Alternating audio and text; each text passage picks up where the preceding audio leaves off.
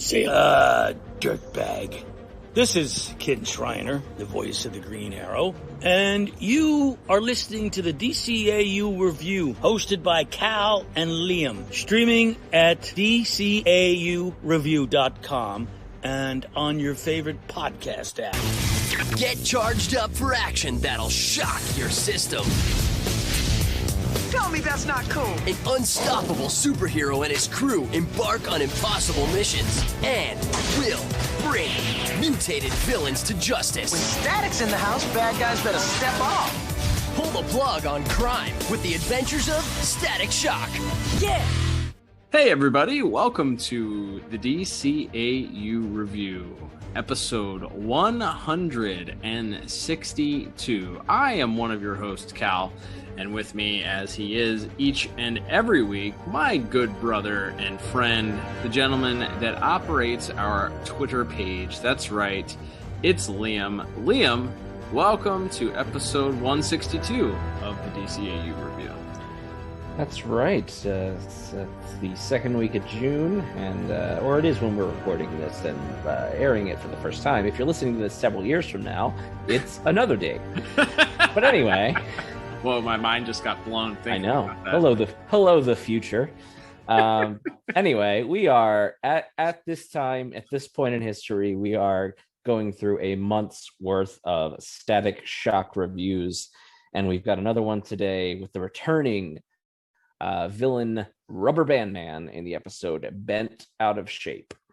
That is right, Liam. And if you recall, we covered, I believe, in December of 2020, we had a month of Static episodes. So about 6 months ago, we covered an episode that featured Rubberband Man, his initial appearance in Static. So if you're interested in checking that out, you can go back in the archives at DCAUreview.com or wherever you stream your podcasts, and definitely check that out. I believe that's they're playing my song, if I recall.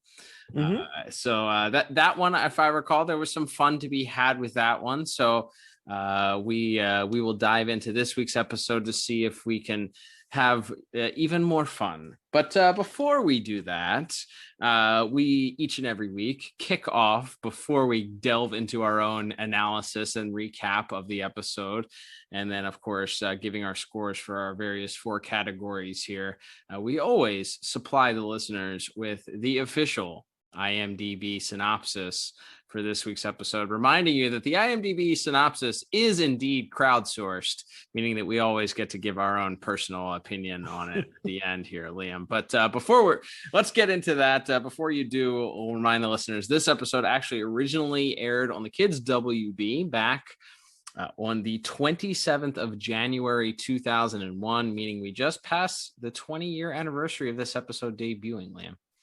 That's right. And this is for the episode Bent Out of Shape, which was written by Dwayne McDuffie, directed by Dan Reba, with music by Stanley Clark, and animation by a duo of studios, Slightly Offbeat Productions and Top Draw Animation.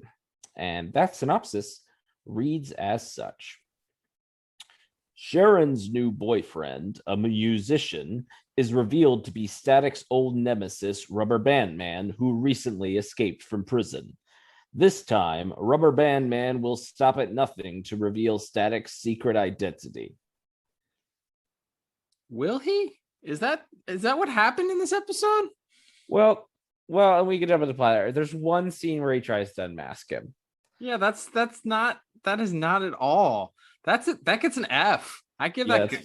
That's similar to what we encountered with one of the episodes last week, where the synopsis said that the villains were out to try and kill Static, when in fact it was a heavily debated topic about killing him or not. So 2 weeks in a row here, we've had some crowdsourcing synopsis. It clearly didn't watch the episode. They just looked at the art on the DVD box or something like that.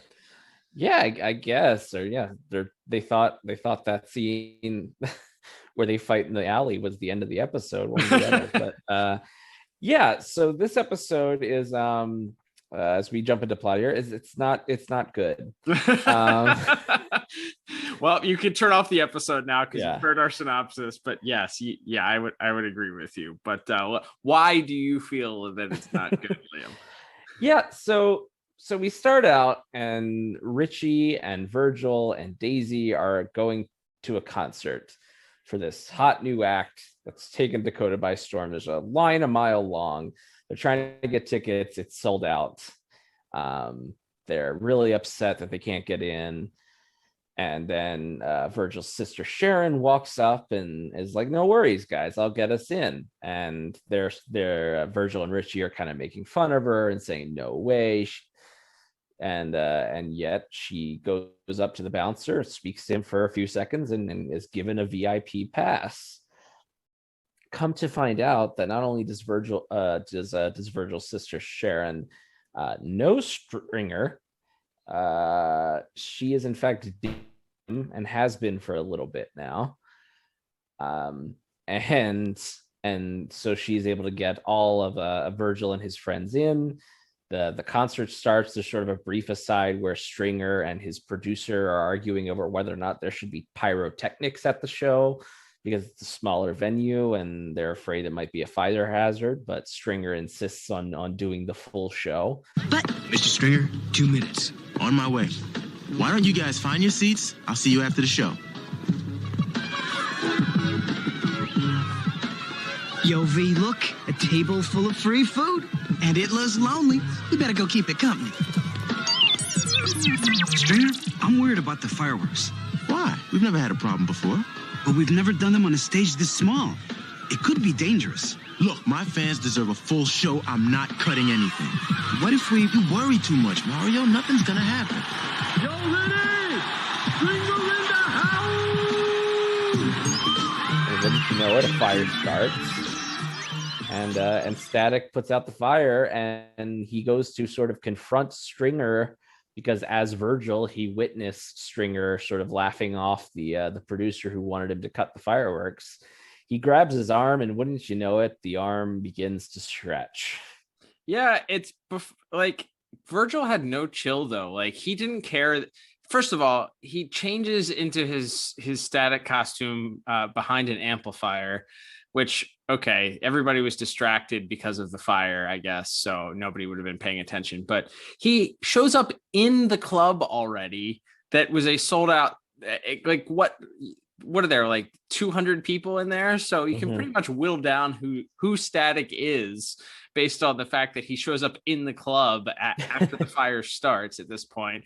And then he goes up and confronts Stringer, letting him know, like, yeah, I heard that you got warned. There would have been an even smaller amount of people that would have been able to have heard this sound engineer or whoever he was come up and warn Stringer that there could have been a fire started to begin with. So he really gives no craps about his secret identity in this two scenes. And that actually maybe could have been an interesting road to take this down if we want to try to rewrite or rebook this episode a little bit here, is that if the point was he was sort of endangering these people and Static couldn't prove it because the evidence he obtained or is his own eyewitness testimony as Virgil, that could have been like an interesting angle to take. But Stringer sort of immediately cops to it. And he's like, yeah, well, let's not talk about that right now. He should have just lied. He's like, you weren't Static. You weren't there. Like, you don't know. Like, right. How would you know that? That was between me and the guys. But you're right. Yeah, he doesn't. He just freely admits to it right away. And as you said, he pulls on his arm and his arm sort of elongates, and Static recognizes him immediately as Rubberband Man, and Stringer doesn't even try to explain it away. He just says he apologizes to Sharon and said that he wanted to tell her, but he couldn't at this point because he was scared to. This fire was your fault and you know it. What? He was warned about the fireworks and he went ahead with them anyway. Now's not the time for this. Come on, Sharon. You're not going anywhere.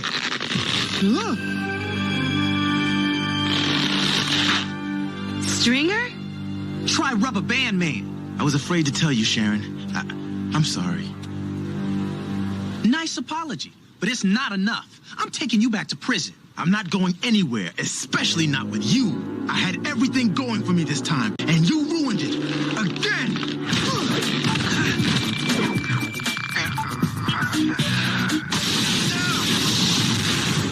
I didn't ruin anything. You did it to yourself.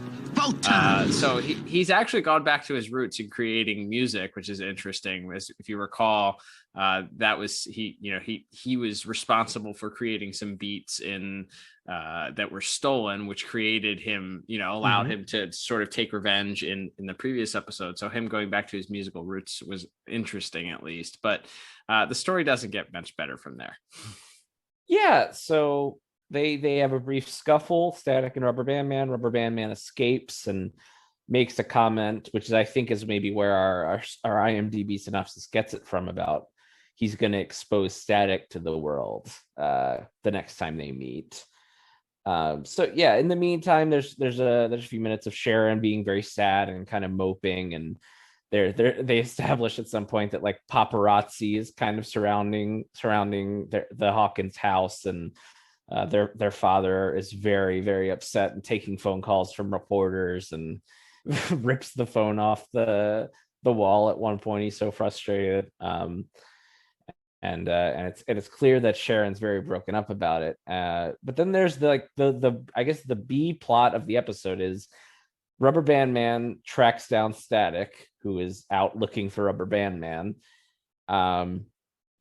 And they have a fight where Rubberband Man pulls Static's mask off and throws him into a dumpster. But as he's about to discover Static's identity, these two other metahumans show up. These two other Bang Babies show up that we had seen, I guess, one scene prior. Puff and Onyx making their series debuts here. And they've decided, rather than be superheroes, rather than be super villains with their powers, they're going to be bounty hunters. And so they attack Rubberband Man and therefore sort of inadvertently save Static from having his identity exposed here. Yeah, it's inadvertently, and these are two interesting characters which end up being recurring characters later on. So at least there's some redeeming value that these characters, both Rubberband Man does return at some point, and this Puff and Onyx character also return. And it was also somewhat refreshing, I guess, for the characters that are gifted with these powers. Puff is talking to Onyx, and she mentions that some of the Bang Babies are villains and some of them are heroes, and what are they? They're just losers. And that's where she once she realizes that there's a bounty out for Rubberband Man, they figure that they can make some quick money since they've quit school. But that was at least somewhat refreshing. It's not just they're not a straight up villain, they're not a straight up good guy. They're in that gray area. So the fact that not every single Bang Baby immediately turned to crime is at least some variation within the storytelling for the show.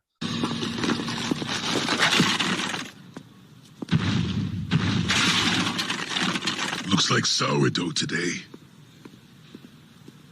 Other metahumans, they're superheroes or even supervillains. But look at us. Yeah, maybe quitting school wasn't such a good idea. There you go again. Next thing you'll be saying is we should get regular jobs and we...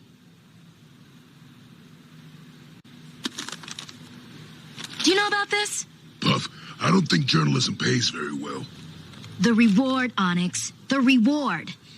If we can catch Rubberband Man, we'll be rich. And we'll also be the top bounty hunters in the city. Bounty hunters, huh? I could get into that. So could I.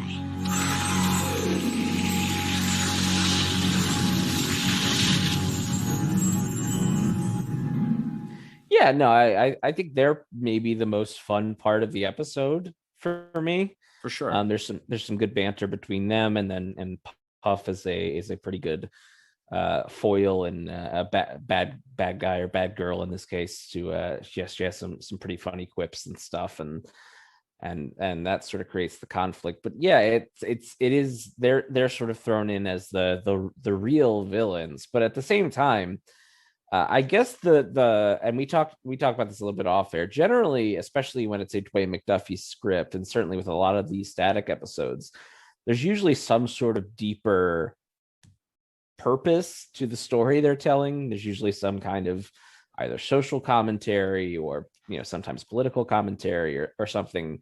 At least a moral. Correct. A moral to the story. Correct.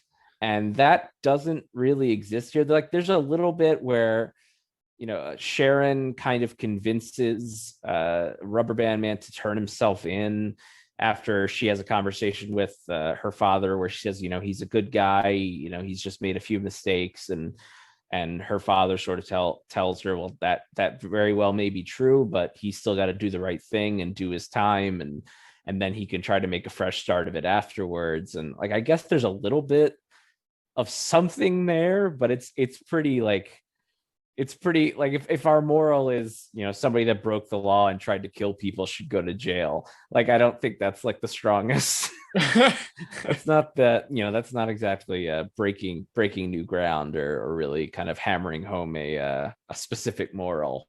But right. But yeah, my other note that I want to mention is so as Stringer or Rubberband Man escapes Puffin Onyx the first time, and as we said, Sharon and Robert are having this sort of argument about him. He sneaks into the Hawkins house and talks to Sharon, and finally she calls her father again. He agrees he's going to turn himself in, and it cuts to Puffin Onyx in a surveillance van. Who? My father. Puff, good thing we borrowed this truck. You see him? Yeah, you were right. Rubberband Man finally showed up here.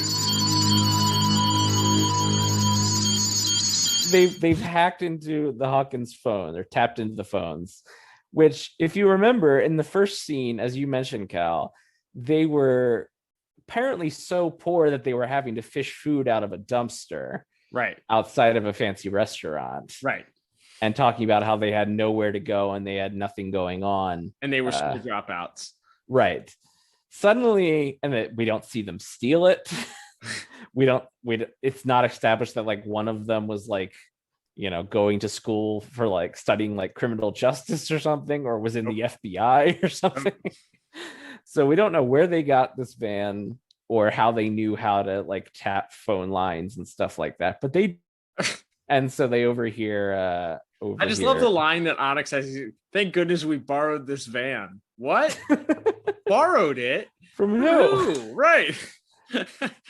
Yeah. We don't get much more detail than that. But yeah, that sort of sets up the finale of the episode. Virgil and Richie come back to the house, and after some sort of brief comedy of Rubberband Man disguising. I was going to say the episode turned into either it turned into an episode of Frasier, essentially. Like he has to keep Rubberband Man has to keep disguising himself as various pieces of or equipment or furniture in the house, and Sharon has to keep trying to explain to Static, and Static Rubberband Man turns himself into a chair, and Static sits on him, and he's like. What? Yeah, it became a comedy scene almost immediately at that point. And then, wouldn't you know it, Puff and Onyx show up. Puff dressed up as a police officer. Static recognizes her from their brief interaction before, and slams the door in her face, only for Onyx to come back and create a giant hole in the Hawkins house, which and draws Rubberband Man out by threatening Sharon. They sort of they pursue after Rubberband Man, and Puff, whose powers up until this point had been seen that she uses her breath to what essentially looked like blowing acid, suddenly in this final scene can now be knockout gas apparently, and she literally gives an exposition that says, yeah, sometimes it's acid, sometimes it's knockout gas, as if you were sitting there, which I was, going, wait a minute, why are her powers now different? And she gives some nice exposition to explain that, yeah, sometimes it's just different. Yeah, so her powers are so she can fly. She like the bottom half of her body turns into smoke, like she's the genie from Aladdin.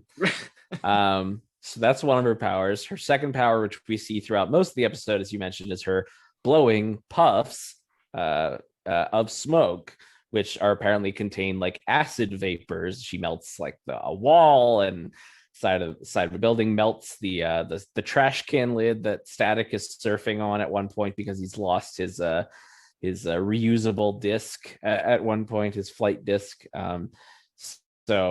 So we established that, and then all of a sudden she blows the puff into his face, and I'm like, is she gonna try to melt him? But no, it's knockout gas now. Yep. And yeah, there's sort of this brief final fight. They end up under the bleachers at outside of I guess a football stadium or something. They're not really described as to what it was. But and basically Static sort of outsmarts her by getting her to blow her ass. She's back to acid at this point. I guess the mood changed, and she's back to acid, and she blows all of her acid clouds right through all of the support beams, and Static basically lets the bleachers collapse on her and Onyx, and then he and Rubberband Man kind of come face to face one final time, and after a little bit of intervention from Sharon, Rubberband Man agrees to first dig out Puff and Onyx from the rubble, and then turn himself in. Yeah, so he's redeemed now. He's a good guy. he dug the not villains out from underneath of the bleachers, and he's gonna go do his time and be redeemed. He's got a good heart now.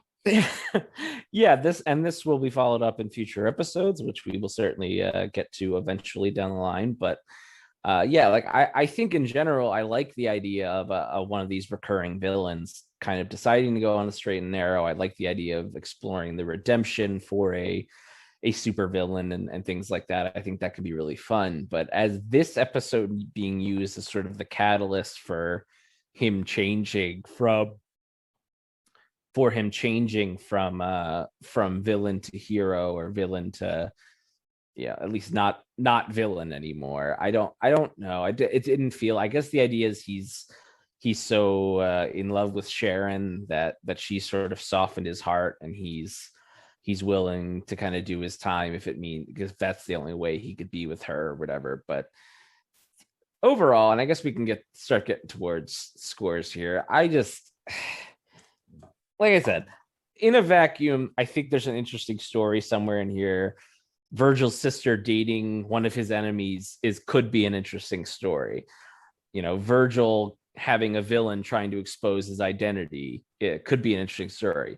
Virgil having to defend one of his enemies from other enemies who are trying to capture him or kill him or whatever.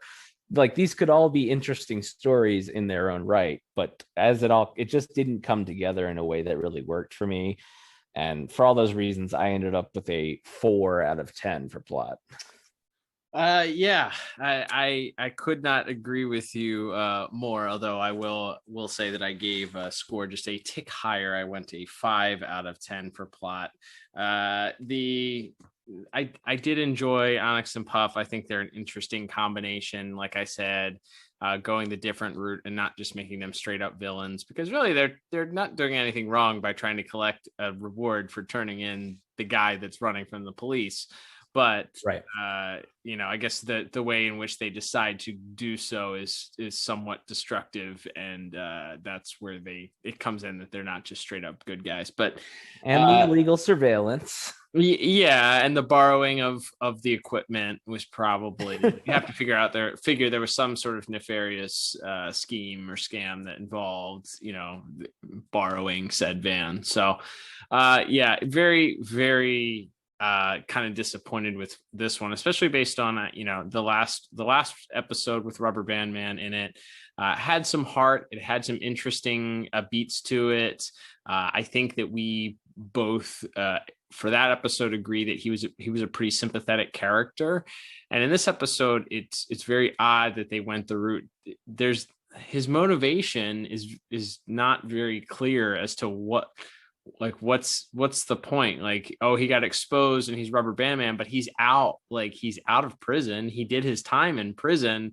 So why is all of a sudden, why is it now that he decides that he's got to go back to being Rubberband Man to, exact his revenge against Static, who exposed the fact that he was kind of culpable for this fire. Like, it's a very thin motivation for me for a guy that just got out of prison and really didn't do too much in that first episode that was unjustifiable, based on the fact that he was, getting stuff stolen from him and all of that. So I don't know.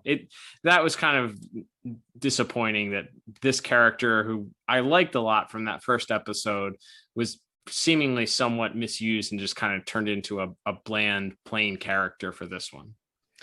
Yeah, I definitely think that's part of it when you're comparing it to such a strong episode that we really enjoyed. And in a previous review, I think that definitely played into it a little bit here. Yeah, it just doesn't really iron out. We don't really get to explore, like, despite the fact that Sharon is a pretty important part of the story, like, we don't really understand like what it is about him that she likes, or like how they met, or any of that stuff. Right. Yeah, it's very much sort of focused through the lens of, and I get it, it's Static's show, it's Virgil's show, so it's more him just reacting to all of this stuff. But yeah, like that maybe would have been a more interesting way to see things, and maybe have the finale of the episode be a more sort of direct confrontation between Static and Rubberband Man, where she sort of intervenes in a more direct way. Maybe would have been more interesting. But hey, there's some swings and there's some misses. Nobody bats 1,000. Very true. And if you're interested in hearing our review of that original Rubberband Man episode, They're Playing My Song, it was part of our double feature back on episode 136. So you can check that out in the archives on your favorite podcast app or at DCAUreview.com. Moving on, Liam, I wish we had something that was yet again not a swing and a miss, but dare I say, as we move into our visual category here, that this episode is not good. As far as animation is concerned, I think there are some interesting visual gags that are done here, especially in that comedy, somewhat comedic scene there where Rubberband Man has to keep hiding from Virgil. But it's kind of left to be desired, and a lot left to be desired for this episode, as far as I'm concerned. Yeah, these two studios that sort of teamed up for the animation here, Slightly Offbeat Productions and Top Draw Animation, they were not used terribly often.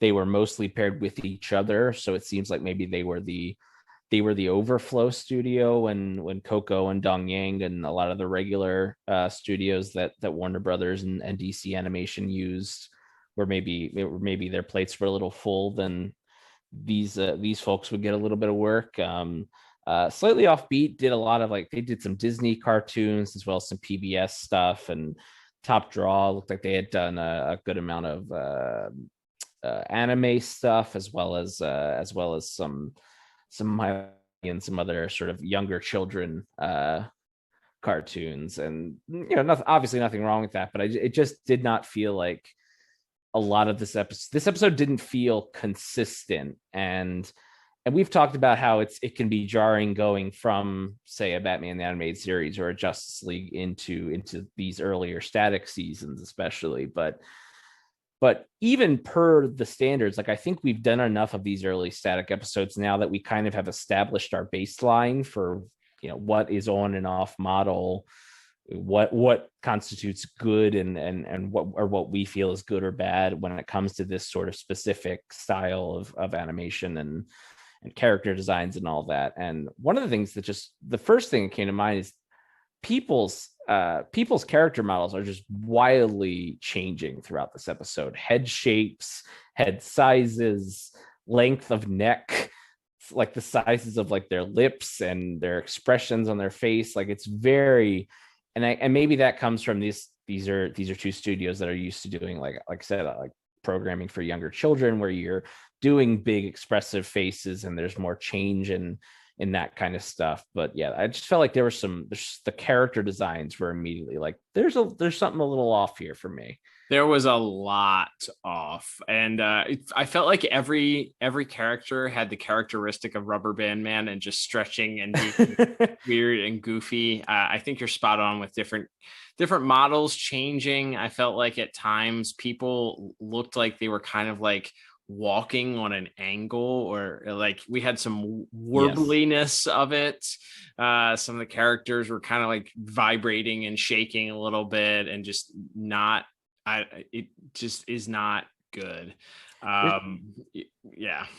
There's definitely some scenes also where I guess it's just the way it's framed, and I don't know if this is a choice by the studio or by the director, in this case Dan Reba, but they're sort of filmed at like a weird angle, like you're saying, like but even like some of the backgrounds are like a little bit crooked, like we're on like I believe the camera angle is called a Dutch angle. Like you would see that in like the 60s Batman show or something. Right. Like there's some real weird perspective for sure.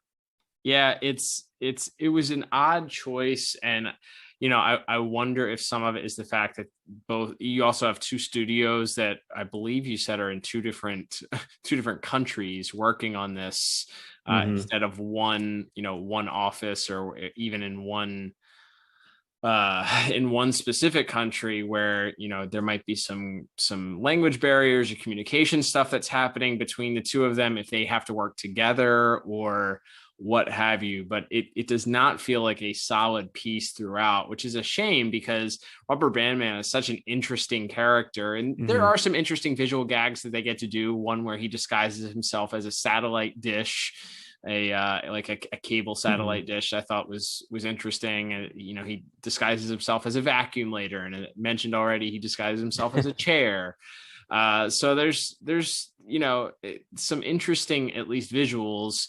I was a little disappointed in the transformation between his Stringer persona and Rubberband Man. I think the first one is somewhat interesting, but he goes right into that purple costume that I guess is a part of him.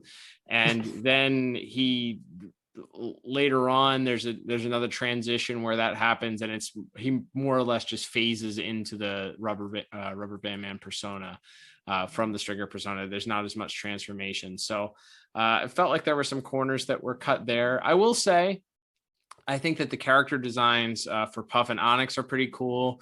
I think they have a unique look to them. And again, it'll be interesting to see what happens when they return later on. But it's a lot of inconsistent animation and not a lot visually that caught my attention or that was redeemable, I would say.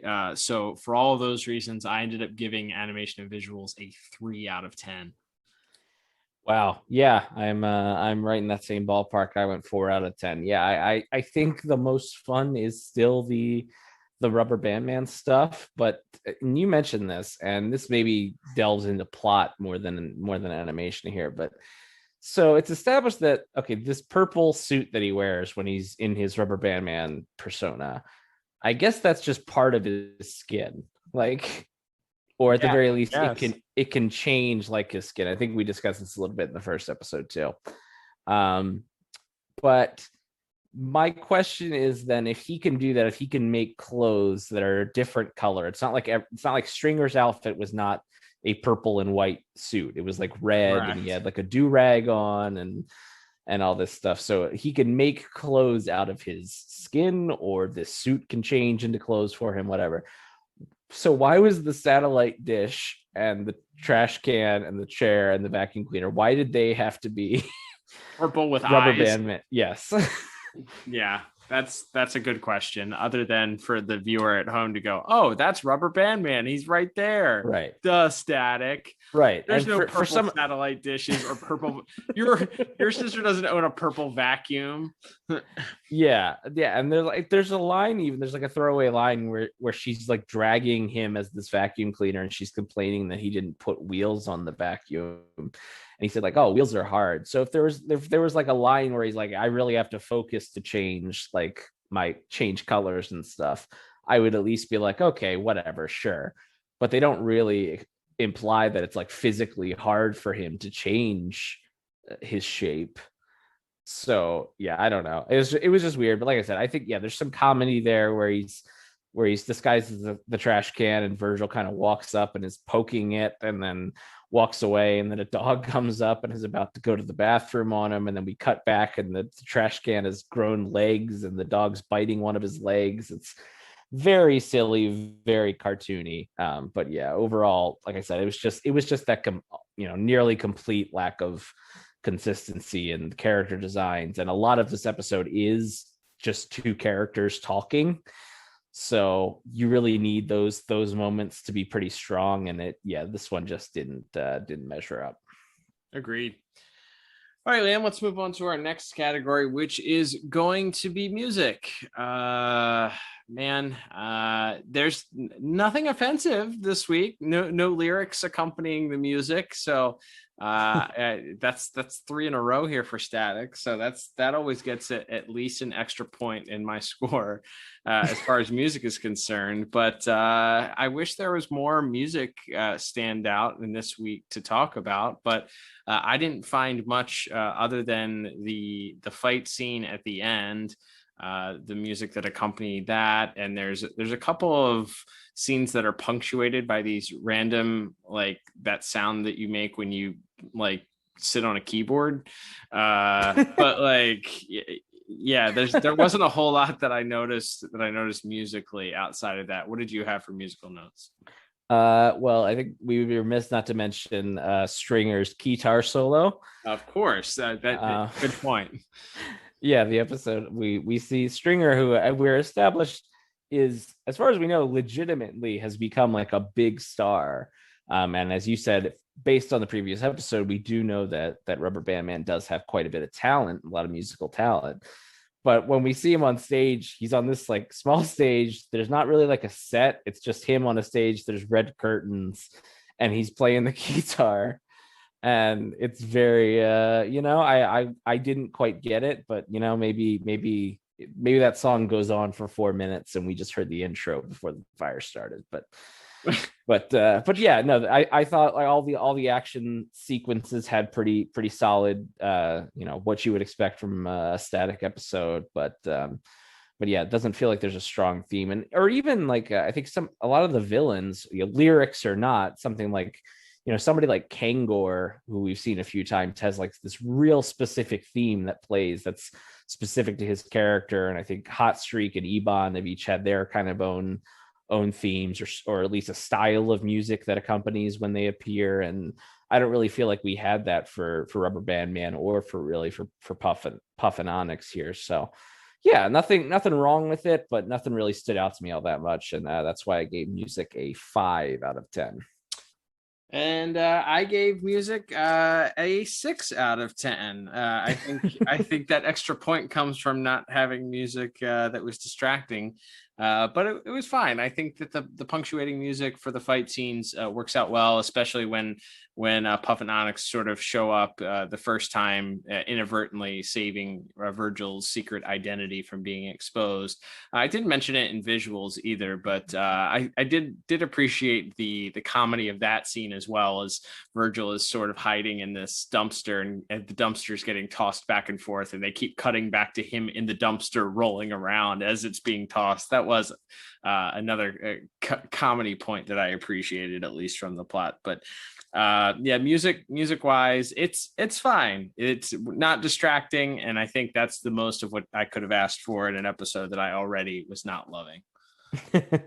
Yeah, you take the victories where you can get them. There you go. Absolutely.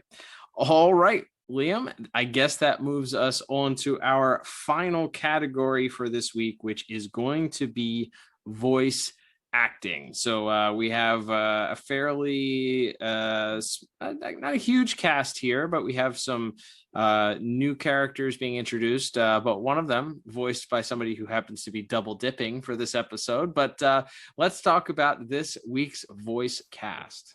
That's right, Cal, and you touched on it there. We have, of course, Kevin Michael Richardson, who we hear all the time as Robert, Virgil and Sharon's dad, but he's also pulling double duty as the voice of Onyx. And he's just kind of doing that classic kind of big, powerful monster that's a little bit dumb. Like it's a little bit comedic to it. Like I said, I think there's some fun kind of interplay with him and Kimberly Brooks, who plays Puff, who also has done quite a bit of voice acting, and in fact voices a character in the Mystery of the Bat-Woman animated feature, which we will get to someday down the road.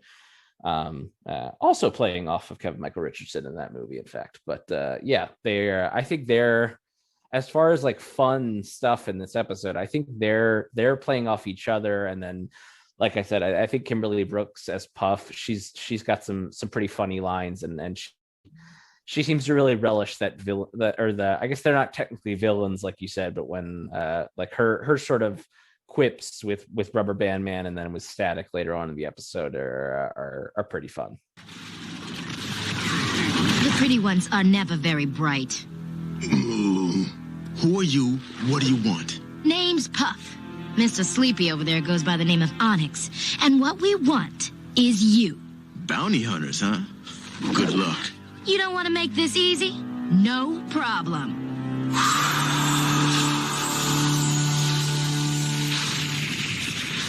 Yeah, I agree. I think that she and Kevin Michael Richardson have some decent chemistry, as you said, and they, to me, were the most enjoyable part of the episode, despite, again, not necessarily understanding where they are or how they are so resourceful at obtaining some of the equipment. Where did they get an official looking police uniform from? Don't know. But Puff has one of those enough to trick Sharon into thinking that she's a police officer when she comes to the door. So maybe one of her other moods allows her to puff out a police uniform. I like that theory. That's just as good as any other theory could be. So, all right, yeah, but I think that she's excellent in this. I'm sure it would be interesting to see more as she is a returning character. So we'll be interested to see how she does on future episodes, perhaps with more of a focus than the little bit that she has in here. But she has some back and forth with Phil Lamar's Static as well. There's some quipping that they do, and it works well. I thought she was good.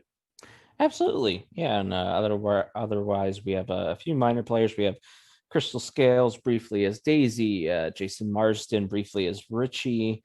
But other than the ones we've already talked about, Phil Lamar as Static, we of course have probably the two that get the most to do in this episode, being Michelle Morgan as Sharon and Kadeem Hardison returning as Rubberband Man. They're fine. Yeah. I don't think either of them are bad. I think Michelle Morgan as Sharon is like a little one note. Like she kind of, like, her being upset or trying to plead with her, her new love interest to turn himself into the cops. She kind of speaks in the same tone of voice when she's doing that as when she's, yelling at Virgil for not doing the laundry or something in another episode. Like, it doesn't feel like there's a great deal of change in her vocal performance. And again, there's still some sort of funnier moments near the start of the episode and everything when she's trying to get Stringer to ditch Virgil and his friends. But like I said, I don't think they're bad, but neither one of them really stood out as like great to me. And I think we've had better episodes with Sharon performances. I feel like, unfortunately, this episode does rely a lot on her to carry a lot of the dialogue, and I don't want to say that they had negative chemistry, but her chemistry with Stringer was severely lacking. I did not buy for 1 second that they legitimately cared about each other.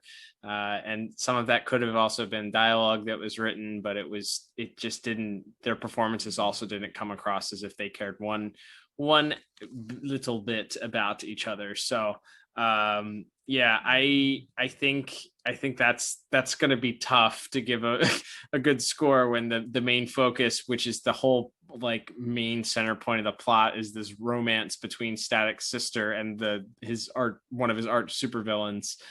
And those two don't really have a lot going for them together, and they're in a bunch of scenes together. It's kind of hard. I did laugh and chuckle at the why didn't you make wheels on the vacuum line, but that was kind of my one, like, oh yeah, that was kind of cute, but I don't feel like they had a whole lot of chemistry working together. Yeah, and I think Kadeem Hardison as Rubberband Man, he has a very sort of an even keeled voice for a lot of this, and only really I think when he's interacting with Static do we get to hear him kind of express a little bit of that anger and sort of change things up a little bit. A lot of the stuff with Sharon, like we said, it just didn't quite click, I think, for either of us. I don't think they're terrible, but I don't think it's pretty good. And like you said, when it's sort of the main focus of the episode is this relationship, and you kind of need a little bit stronger of a performance. But like I said, I think there's still some stuff to enjoy when it comes to the vocal performances, particularly from Puff and Onyx. So I ended up settling on a 5 out of 10 for voice acting. Nice. I went with the same exact score for that one. I gave it a 5 out of 10 as well.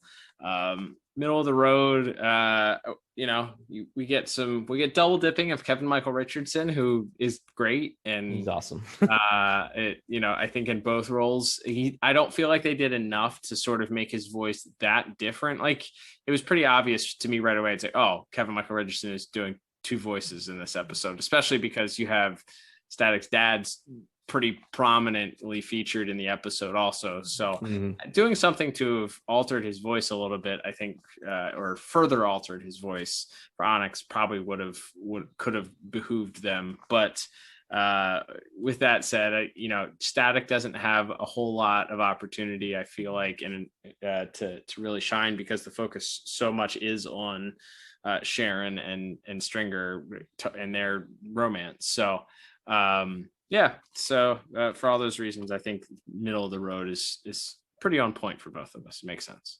Mm-hmm. All right, Liam. Well, that will begin to wrap us up. So we will end up with our final scores here, and totaling everything up for this week's score, I come up with a not great 19 out of 40 for this week's episode. What about you? Yeah, and I'm just 1 point off from that at an 18 out of 40.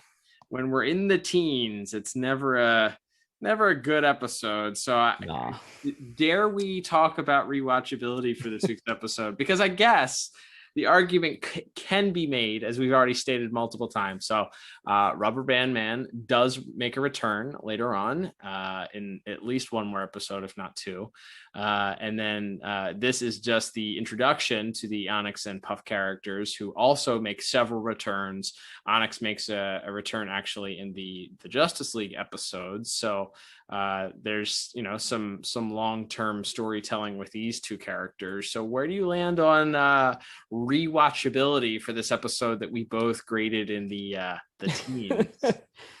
Well, and again, I didn't hate watching this. Like, I think if I was just sitting on my couch watching this, it wouldn't be one I would go back to very often. I think when it comes to the Rubberband Man stuff, I guess the only thing is I know they do a little bit of follow-up on the relationship with Sharon in the later seasons. So maybe you can make the argument there. But as far as him sort of, and of course he sort of rehabilitates himself and eventually becomes, a hero in his own right in this series, spoiler alert. But I think that's sort of followed up on enough in other episodes, explain what happened to you enough, they explain what happened enough that I don't necessarily know that I would say this is must watch, even in the realm of, specific to these characters. I guess this might be the only episode where they explain what Puff's powers are, so you could make the argument there. That's fair. Yeah, well, depends on whether or not those powers continue to change and adapt based on what the storytelling needs for them to do, sort of like how Static's powers. I swear I thought when the fire broke out, I was like, all right, how are they going to make it so that electricity somehow puts out a fire? Let's see how they figure this one out here. I was like, what could they possibly do here to make it so that electricity somehow cancels out this raging, roaring flames? Yeah, it was, instead he just used it to, make a giant hole in the wall for people to run out. So, okay, that's fine. Yeah, I guess going back to rewatchability in the grand scheme of things, it's not pivotal to the DCAU as a whole. So that one gets an X. It's not a rewatchability it's not rewatchable or a need to watch for those reasons. It's not an episode that I myself enjoyed. Didn't hate it, as you said. This isn't Unity. This isn't one of those that can be stricken from canon altogether that we've talked about. Didn't get a single digit score from us, so it must not be that bad. If you're interested in seeing which of those episodes we have scored in single digits, you can check those out in our bad episode jar section at DCAUreview.com. But with that said, I guess you're somewhat right. So if you're interested in learning more about and following the thread of these characters, specifically reoccurring characters that come back later on, yeah, I guess you can watch this one. And it's not terrible to get through. It's not terribly exciting, but it's not the worst thing to do. So maybe put it on and scroll through your phone or something like that while you're watching it if you want to get the highlights or something. But yeah, I guess this isn't even a 1 thumb up rewatch. It's like a half thumb up rewatch for me, I guess. That's a first. It's a real Orange Cassidy thumbs up there. That's right. We got that crossover. There you go. It's I guess thumbs up. So that's right. Yeah. I think that's fair. Like we said, there's definitely some threads here this is definitely like the ball joint of the Rubberband Man arc. So, but it does feel like most of it could be explained in about 30 seconds. So you could probably get away with it without watching it, but just read the don't go to the IMDb page if you're trying to figure out what happened. Don't read the synopsis there. Go to the DCAU wiki or just, tell your friends to listen to this episode and you'll kind of get a little bit more entertainment than you would if you actually watch the episode. So agreed. All right, Liam. Well, that will bring us to the end of this week's episode. Thank you, everybody, for tuning in. Don't forget, if you are listening to us on a podcast app that allows you to leave a review, we would love for you to drop a 5-star review for us and leave a little note letting people know. A written review helps us out also, kind of lets the people reading potential reviews. I don't know who reads reviews. I mean, occasionally I'll go on Apple Podcasts and check out what people say about certain podcasts. But if if there are people out there that read them and interested in giving it a try, that helps us out. If there's specific things that you like about our podcast, leave a little written review there. I'm sure it helps the algorithm too when it's more than just a star rating per se. And also, don't forget, subscribe to us on your favorite podcast app. We're also available, of course, on Spotify, Anchor, Google Podcasts, pretty much any of those other podcast apps. Also, wherever you listen to them, go ahead and give us a subscribe. Get those episodes delivered to you each week. Also, we would love for you to help us out and go and subscribe to our Pod Tower YouTube channel. We're a part of the Pod Tower with our friends from Tim Talk and our friends from Watchtower Database.